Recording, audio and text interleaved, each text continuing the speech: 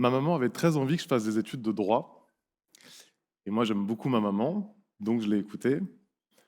Et je me suis inscrit en fac de droit, sans trop de conviction, mais avec l'idée qu'elle allait être fière de moi. Donc je me retrouve en amphi, à l'université d'Orléans. Bon, qu'on se le dise, hein, j'étais pas particulièrement passionné par ces cours. Du coup, ce qui devait arriver arriva. J'obtiens pas ma licence. Je suis encore très jeune, mais je suis persuadé d'une chose. Je proviens d'une famille où on manque d'argent. Donc, quoi qu'il arrive, je sais que je dois réussir. Du coup, je pars sur Paris, sans diplôme. Je sais que ça va être difficile, mais je sais aussi que j'aurai plus d'opportunités professionnelles qu'à Orléans. Bon, après de nombreuses péripéties, la reprise d'une formation courte en droit, l'envoi de centaines de CV, je finis par décrocher un job en cabinet d'avocat. D'abord dans un petit cabinet en droit des étrangers, et puis je finis par intégrer un grand cabinet en droit des affaires. Alors autant vous dire que là, ma mère, elle est très contente, hein. Ah ouais, cabinet d'avocat, c'est un environnement prestigieux. Je gagne bien ma vie. Elle est super fière de raconter ça à la famille, au pays, à ses copines. Son fils a réussi. Mais il y a un hic. Il y a un hic. Cabinet d'avocat, c'est un environnement qui est un peu austère. Alors désolé pour nos amis en cabinet d'avocat, hein. En tout cas, moi j'ai du mal à y trouver ma place. Pourtant, ça a été compliqué déjà d'arriver jusqu'ici, hein, donc bon, je lutte. En plus, vous savez ce qu'on dit des juniors, hein, ils sont trop instables, ils changent tout le temps de job. Donc je me dis que coûte, là, il faut que je fasse un effort. Je vais essayer de rester. J'essaie de trouver un équilibre, du coup.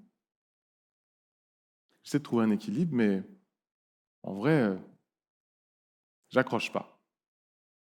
Je fais l'effort, plusieurs années passent, ça va toujours pas.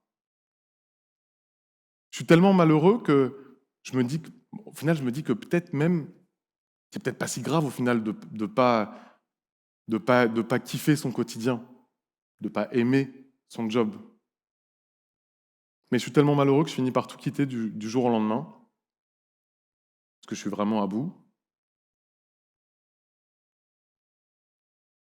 C'est une rencontre au réseau qui fait que j'atterris dans le monde du recrutement, complètement par hasard, sans jamais avoir fait de formation dans le recrutement, sans jamais avoir imaginé travailler là-dedans.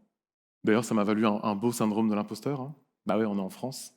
Et en France, bah, quand t'as pas la bonne expérience, ça va pas. Et quand t'as pas non plus le bon diplôme, ça va pas. Mais bon, moi, je mets tout ça de côté. Et en vrai, j'adore l'environnement, j'adore l'écosystème. Je sens que j'ai enfin trouvé ma place. Quelques années plus tard, je finis par lancer mon agence, Find Your Way, avec deux missions. Aider les étudiants à mieux s'insérer sur le marché de l'emploi. Ah ouais, je me souviens que moi, à l'époque, personne n'était venu m'aider. Et puis, la deuxième mission, aider les entreprises à mieux recruter avec de la marque employeur. Je deviens créateur de contenu sous le nom de Tonton Karim, très suivi sur les réseaux sociaux, élu Top Voice par LinkedIn France plusieurs fois. Bon, vous allez dire, il est sympa, mais pourquoi il nous raconte sa vie comme ça? Bah parce que ça a été compliqué pour moi de trouver mon chemin. C'est vrai, c'était compliqué parce que entre les envies de carrière de ma mère, les miennes, mes passions, mes peurs, l'état du marché de l'emploi, bah, ça n'a pas été simple. Et du coup, comment on fait pour trouver son chemin? Comment on fait pour trouver ce qui nous fait vraiment vibrer? Comment on fait pour vraiment trouver ce qui va nous permettre de nous épanouir au quotidien? Est-ce que c'est l'argent? Est-ce que c'est le fait d'avoir un job qui nous passionne au quotidien? Ça voudrait donc dire que si on ne fait pas un job qui nous passionne, c'est qu'on n'est pas à sa place? C'est compliqué en vrai. On l'a d'ailleurs vu avec la crise du Covid, qui a insufflé du coup beaucoup de changements dans l'état d'esprit des gens. On a notamment beaucoup parlé de la quête de sens. Du coup, trouver un job, trouver la bonne place, est-ce que c'est faire un job qui a du sens? C'est compliqué. C'est compliqué parce qu'en plus, le choix que tu vas faire, il va te suivre toute ta vie. Quand tu rencontres quelqu'un, tu as une soirée ou tu as un date, une des premières questions qu'on te pose, c'est tu fais quoi dans la vie? Et tu réponds du coup par un métier, tu réponds par une formation, tu peux pas répondre rien. Tu peux pas répondre rien parce que aujourd'hui, dans la société actuelle, on est défini par ce qu'on fait, par notre métier. Moi, j'aimerais qu'on se pose un instant sur ce qui est le plus important pour vous, d'un point de vue professionnel. Donc, je vais vous afficher une liste de 4 items que je vais vous inviter à classer, du plus important pour vous au moins important. Est-ce que le plus important, est-ce que c'est l'argent? Hop. Est-ce que le plus important, c'est d'avoir un package intéressant, une belle revalorisation chaque année de votre salaire? Est-ce que le plus important, c'est le sens au travail? Avoir un projet innovant, responsable, cultivant la diversité, la transparence? Est-ce que le plus important, c'est les perspectives d'évolution? Ok. Envie de continuer de vous former, de monter en compétences, de gagner en responsabilité? Ou enfin, est-ce que le plus important, c'est les conditions de travail? Avoir le côté flexibilité, l'équilibre pro-perso, avoir un bon environnement de travail. Je vous laisse juste quelques instants pour pouvoir dresser du coup votre liste. Je vous affiche du coup les 4.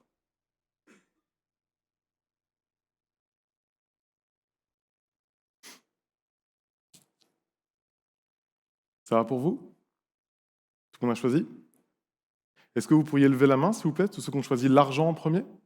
Levez la main. L'argent en premier. Vous inquiétez pas, personne ne vous voit. Donc, il n'y a que moi qui vous verrai. OK. OK. Est-ce que vous pourriez lever la main, ceux qui ont choisi le sens au travail en premier?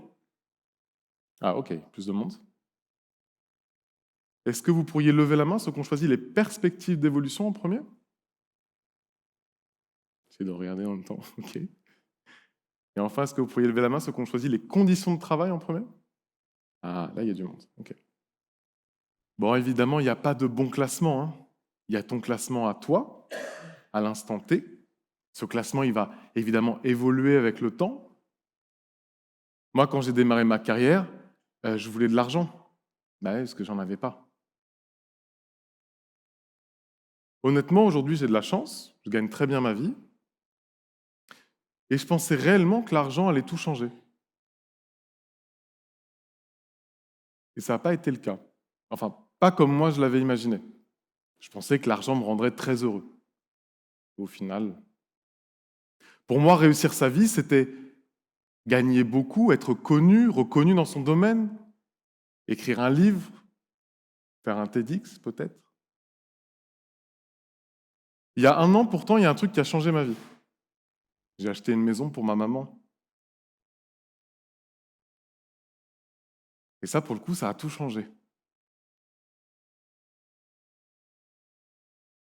Parfois, la réussite, elle n'est pas là où vous l'attendez.